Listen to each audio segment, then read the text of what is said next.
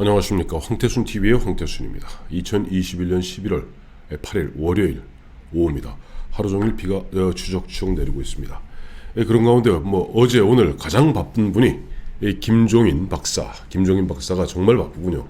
계속 거의 실시간으로 뻐꾸기를 날리고 있습니다. 보니까 조금 전에도 보니까 얼마 전에는 파리떼란 표현을 갖다 한 서너 달 전에 썼었는데, 이제는 자리 사냥꾼 이란 표현을 쓰면서 윤석열을 정신 차려야 된다. 자리 사냥꾼 정리해야 된다. 그런데 총괄선대위원장 이야기 이준석은 이야기하는데, 그렇다고 해서 윤석열 쪽에서 지금까지 총괄이고 선대구 간에 이야기 들어온 거 없다. 그러면서 사람이 말이지 후보될 때하고 후보 안 되기 전하고 후보되고 난 다음에 사람이 달라지는 것 같다 라고 하면서 굉장히 또 불편한 심기를 갖다가 토로하고 있습니다. 보니까 요즘 윤석열 후보가 지난 금요일 날 후보된 다음에 김종인 박사 정말 바빠요. 나 여기 있어. 빨리빨리 와. 빨리빨리 정리합시다. 빨리빨리 다른 거 정리하고, 또 이준석이는 아까 오후에 말씀드린 대로 하이에나 때 뭐다 없애야 된다 라고 이야기하는 가운데, 또 윤석열 후보 보니까 권성동 의원을 갖다가 이제 비서실장으로 먼저 임명하고, 권성동 의원으로 하여금 당과 또 윤석열 후보 측에 어떻게 보면 의견의 조율 이런 것을 맡기는 것 같습니다. 그래서 앞으로 선대위를 어떻게 구성할지 이런 것들을 갖다 맡기는 것 같은데, 그러면서 이제 오늘 윤석열 후보 그런 얘기를 해요. 과거 광흥창팀, 즉 문재인 대통령의 광흥창팀, 금강팀, 옛날 노무현 후보, 노무현 대통령의 금강팀 같은 소수정의 선거운동은 안 하겠다. 이 소수정의 선거운동 하다 보니까 유사 독재로 흐르더라 라고 이야기하는데, 하여튼 이걸 조합 뭉뚱그려서 제가 오늘 두 가지를 말씀드리려 합니다. 첫째, 지금 김종인 박사는 무지하게 바쁜데, 그리고 김종인 박사 그야말로 지금 이준석 대표 앞장 세워서 총괄선대위원장 맡고 싶으신 모양인데, 놀랍게도 많은 사람들이 그냥 감각적으로 김종인 박사는 킹메이커야. 김종인 박사가 지휘봉을 잡으면은 모든 것이 다 풀려 라고 생각하실런지 모르겠습니다만은, 죄송하게도 김종인 박사는 단 한 번도 대통령 선거의 지휘봉을 잡아본 적이 없습니다. 단 한 번도 없습니다. 정말 놀랍게도 우리는 그냥 너무나 습관적으로 하도 김종인 했으니까, 김종인 박사가 지난 박근혜 대통령도 만들었다 그러니까 박근혜 대통령 때 그 지휘봉을 잡았던 것이 김종인이라고 착각들 합니다. 아니죠. 또 문재인 정권을 만들었다 그러니까 문재인 대통령 선거 때 지휘봉을 잡은 것이 김종인이라고 생각하는데 전혀 아닙니다. 정확히 이야기하면 윤석열 후보도 대선 후보로서 첫 시도입니다. 만약에 이번에 김종인 박사가 총괄선대위원장이 되게 되면 김종인 박사 또한 첫 경험입니다. 기가 막힌 얘기죠. 두 번째 말씀드릴 이야기는 이제 광창팀, 금강팀 이야기하면서 윤석열 후보가 지금 선거를 처음 치러보니까 그런 것 같아요. 당의 역할, 또 후보 대신 좀 생각해주는 전략팀, 이거 갖다 조금 구분을 못하는 것 같습니다. 그래서 이 두 가지를 말씀드리려 합니다. 우선 김종인 박사, 사실 알고 보면 김종인 박사도 일본말 좀 쓰겠습니다. 실오도다. 즉 대선에 관한 실오도다 말씀드리겠습니다. 왜냐하니까 2012년 그 당시 박근혜 비대위, 그날 한나라당 박근혜 비대위가 출범하고, 그다음에 당 이름을 새누리당으로 바꾸면서 2012년 4월 총선을 갖다가 돌파해 나가기 위해서 박근혜 비대위원장은 비대위를 구성합니다. 그때 비대위 위원이 이제 김종인 씨, 그다음에 이준석 씨, 이런 분들이 이제 보면 비대위를 구성하게 됩니다. 그리고 그 당시에 보면 좀 그때도 뭐 김종인 박사 뭐 툭툭툭 뭐 박근혜 대통령한테 좀 쓴소리 좀 하고 그러다가 결국 총선 끝나고 사실상 결별하게 됩니다. 1차. 좀 뜨악하게 거리가 멀어집니다. 그리고 그 이후에 박근혜 후보가 당 후보로 김문수 후보를 누르고 후보로 선출되고, 근데 9월 19일 안철수가 대통령 출마 선언하게 되면서 박근혜 후보의 위상이 좀 흔들리기 시작합니다. 그때 뭐 좀 아쉬운 대로 그 당시 보면은 김종인 박사를 다시 국민행복위원장이라는 뭐 허울 좋은 그런 감투 하나 씌워주고, 또 안대희 전 대법관도 무슨 감투 하나 씌워주고, 한광옥, 김경재 이와 같이 동교동계 그 사람들도 뭐 국민통합위원장 이와 같은 감투를 씌워주고 이른바 외곽에 포진시키는 거죠. 실제 2012년 대선을 총괄 지휘했던 사람은 김무성 총괄선대본부장입니다. 김무성, 그 다음에 진영, 그 다음에 이제 지금 감옥 가 있습니다만은 갑자기 이름도 좀 헷갈리네요. 최경환 의원, 이런 분들이 굉장히 핵심적 역할을 했고, 무엇보다도 핵심적 역할을 했던 것은 김무성 총괄선대본부장과 흐름을 맞추었던 2012년 그 직전 박근혜 비대위원장 시절에 총선을 치를 때 사무총장으로 맹활약을 했던, 그러나 정작 본인은 떨어졌던 권영세 전 의원이 종합상황실장을 하게 됩니다. 즉 그 팀이 박근혜 승리를 일군 것이고, 물론 그 외곽에 포진되어 있던 이런저런 팀들 중에 하나가 김종인 씨가 맡았던 국민행복위원회라는 겁니다. 자, 또 우리가 또 헷갈리기 시작하는 2016년 총선을 앞두고 그 당시 문재인 대표는 김종인 박사를 갖다가 전격적으로 빼옵니다. 김종인 박사 박근혜 정부 시절에는 어떠한 역할도 없었거든요. 왜? 대선에서 아무 역할이 없었기 때문입니다. 한마디로. 박근혜 대통령이 그런 거 정확한 사람이에요. 계산이.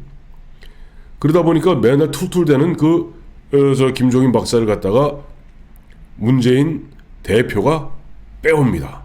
그러면서 비대위 대표를 만들어준 겁니다. 비대위 대표 만들어서 그때도 이제 김종인 박사 막 휘두르려고 그러다가 그 당시 친문 세력한테 바쳤죠. 뭡니까?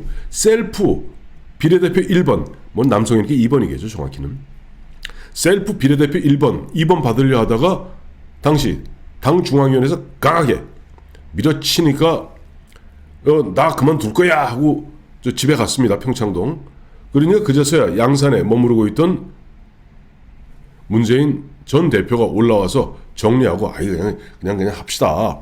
뭐 그리 돼서 총선을 갖다, 이미 그 당시에 김종인 박사 총선 명목상은 지휘봉을 진 것 같지만 실제 지휘봉을 뺏긴 상태입니다. 그나마 총선에서. 그리고 나서 2016년 총선 끝나고 민주당이 일당되고 추미애 체제가 출범하면서 그때부터는 흔한 이야기로 2016년 8월 이후에는 김종인 박사는 그냥 5선의 의원이었을 뿐이에요. 2017년 대선하고 아무 상관이 없습니다. 그런데 마치 자기 자신이 무슨 장자방이나 되는 듯이 자기가 모든 것을 다 아는 듯이 이야기합니다. 정작 김종인 박사는 1940년생 김종인 박사, 만 81세입니다만은 단 한 번도 책임 있는 자리에서 대선을 치러본 적이 없습니다. 이게 팩트입니다. 이게 진실입니다. 그런데 그럼에도 불구하고 지금 어떻게 보면 정치 신인인 윤석열, 이 상품 갖고 연초부터 보면은 별의 순간을 잡았니, 빛의 순간이 보일 것이니, 또 밀고 계속 윤석열과 밀당 오늘도 보니까 밀당하고 있어요. 그러면서 전권 내놓으라는 겁니다. 전권. 나무 휘둘러 보게. 좀 끔찍합니다. 윤석열도 초심자고, 솔직히 말해서 이준석 대표 이번 6.11 전대에서는 당 대표가 되었습니다만 그 앞서 치러졌던 3번의 국회의원 선거 다 떨어졌습니다. 자기 선거도 떨어지는 이준석. 뭐 안목이 그만하다는 얘기죠. 시각이. 정작 대선 큰 전장, 그야말로 건곤일척, 천하를 놓고 그야말로 죽고 삶을 다투는 큰 전장에서는 직접 전쟁을 치러본 적이 없는 김종인. 그리고 헛된 이름, 허명만 잔뜩 높은 김종인. 거기에 지금 정치 처음 해갖고 이 동서남북이 왔다 갔다 하는 지금 윤석열. 정말 깝깝합니다. 정말 깝깝합니다. 자, 그런 가운데 이제 윤석열 후보는 오늘도 소수정의 선거운동은 유사독재를 흐를 가능성이 있다. 그래서 2017년 문재인의 광흥창 팀이나 2002년 노무현의 금강팀 같은 그와 같은 그 소수정의 선거팀을 만들지 않겠다는데 그거는 조금 생각을 달리 해야 될 겁니다. 왜냐하니까 정당이라는 것은 그야말로 물 먹는 하마, 돈 먹는 하마입니다. 뭐 그러고 있는 거예요. 그러나 정당이 또 없어서는 안 돼요. 정당이 있어야 국고보조금도 나오고 뭐 정당 이름으로 정책 홍보도 하고 하니까 필요하죠. 그런데 역대 제가 안 그래도 따져봤어요. 노태우 때 민정당이 있었습니다만은 노태우 후보 직계로 월계수혜가 있었습니다. 또 테리메가 있었습니다. 일종의 사조직이죠. YS 민자당 대통령 후보로 나왔습니다마는 아들 김현철 씨, 그 당시 중앙여론조사연구소 소장이었던 김현철 씨가 중앙여론조사연구소, 이게 이제 일종의 보면 광흥창팀, 금강팀의 어떻게 보면 롤 모델입니다. 그러면서 나사본은 어떻게 보면 월계수의 또 다른 변형된 모습이죠.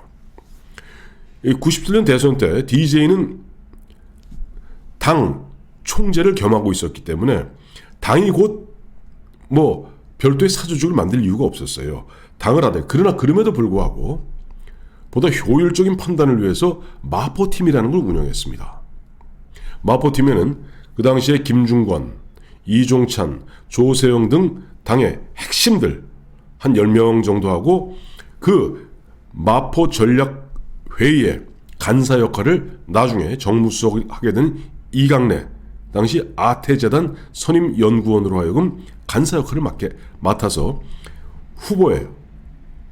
대통령 후보, 당은 당대로 돌아가고, 그러나 당에서 생각하지 못하는 그러저러한 전략적 판단을 갖다가 바로 마포 전략회의에서 보면 하나 둘 결정했던 겁니다. 이 또 롤 모델이 되어서 나중에 이명박의 6인회니, 다음에 박근혜의 7인회니, 그 같은 원로들이 뭔가 판단하고 전략적 그림을 잡는 그러한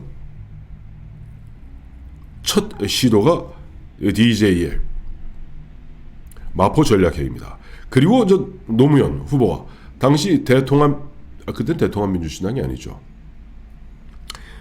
노무현 후보는 당은 새정치국민회의, 새천년민주당입니다. 새천년민주당 대통령 후보로 나왔습니다만 당, 동교동계 이래 하다 보니까 별도로 전략적 판단을 하고 뭔가 전술적 계획을 꾸미는 그러한 팀이 필요했던 거죠. 그게 바로 금강팀입니다. 금강팀을 실질적으로 이끌었던 사람은 아시겠습니다만 김병준 박사, 김병준 교수 같은 분들이 금강팀을 실제로 이끌게 되죠. 그리고 MB는 대통령 후보 되기 전에는 안국포럼, 그 다음에 또 별도의 사조직으로, 왜? 당은 이미 박근혜가 꽉 장악해 놨던 당이거든요. 그러니까 대통령 후보가 된 다음에도 국민선진연대, 근데 월계수를 갖다가 롤 모델로 해서 그와 같은 일종의 사조직을 만들게 됩니다. 박근혜 후보는 앞서 말씀드린 비대위를 통해서 당을 갖다 총선을 갖다 돌파해 나갔고, 그 다음에 최측근인 황우여 의원을 당 대표로 만든 다음에 곧 당이 곧 자기였습니다. 그러니까 별도로 그와 같은 전략 기획팀이 필요 없었음에도 불구하고 이제 자문하는 7인회를 갖게 되죠. 그리고 박근혜 후보 당시에 앞서 말씀드린 대로 선대위가 구성됐을 때 핵심적 역할은 김무성, 권영세, 진영, 뭐 최경환 이런 양반들이 핵심적 역할을 했고, 또 경제 쪽은 김광두 교수라든가, 거기도 원래 국가미래연구원이라고 그 일종의 박근혜 후보를 위해서 만든 연구원이 있습니다. 국가미래연구원에 이제 김광두 교수하고 그 다음에 이한구 박사, 이한구 의원 뭐 이런 사람들이 박근혜 후보를 갖다가 이제 어떻게 보면 옆에서 경제 정책을 갖다가 돕게 되고, 그 다음에 실제 안종범, 나중에 경제수관 안종범, 강석훈 의원 이런 양반들이 이제 경제적, 어떻게 보면 그러니까 김종인 박사 같은 경우는 경제민주화, 경제 그 이야기 하나고 그냥 그 한 해 동안 장사 잘했던 거죠. 문재인이 광장팀을 만들었던 것은 물론 추미애 대표 체제라 뭐 다 할 수 있겠습니다만은 뭔가 스피인 닥터가 필요했던 거죠. 스피인 닥터라는 건 그와 같은 전략적 판단을 하고 홍보의 맥을 짚어주는 그 스피인 닥터 역할을 했던 것이 광장팀입니다. 그게 많지 않습니다. 12, 13명 정도. 뭐 그 사람들 나중에 또 문재인 대통령 따라서 청와대로 들어가는 것은 물론 양정철 빼고 너무나 당연한 이치죠. 왜? 대통령과 계속, 왜냐 하니까 우리가 흔히 이야기할 때 이제 한고조 유방을 예를 많이 듭니다만은, 한고조 유방이 천하를 갖다가 항우랑 싸우면서 여루하고 여루 팽월이니 영펀이 이렇게 스크럼을 짜면서 싸울 때, 물론 장막에 앉아서 천리를 내다본 전략을 꾸몄던 장자방도 있었고, 장자방 장량도 있었고, 나가면 백전백승했던 한신도 있었고, 그 다음에 저쪽 현재 한중 땅에서 계속 군량과 장정들을 모집해서 보급을 갖다가 담당했던 소하, 나중에 뭐 재상이 됩니다만은 있었습니다만, 실제 한고조 유방이 계속 전쟁터에 다니면서 그때그때마다 판단을 그때그때마다 장자방한테 물어볼 수가 없잖아요. 장자방은 또 나름대로 대본령이 있으니까 그때그때마다 한고조 유방 판단을 갖다가 어리버리할 때 콱 밟아가면서 정확한 판단을 갖다가 해줬던 스피인 닥터가 바로 진평이라는 사람입니다. 진평. 나중에 이 사람도 이제 승상이 되죠. 소아의 다음 승상이 되고, 나중에 우리가 잘 알고 있는 여씨의 나라가 되었을 때 다시 여우가 죽자마자 여씨 일가족을 다 때려 엎고 다시 유씨의 나라로 만들어졌던 바로 핵심 인물이 진평입니다. 진평같이 스피인 닥터, 그 자리에서 늘 후보 대신 생각하고 후보 대신 판단하고 하는 그런 일종의 브레인이 필요합니다. 한 사람의 브레인이 아닙니다. 집단 브레인 집단이 필요하죠. 그것이 광흥창팀일 수도 있고 금강팀일 수도 있고 예전에 YS의 중앙여론조사연구소일 수 있습니다.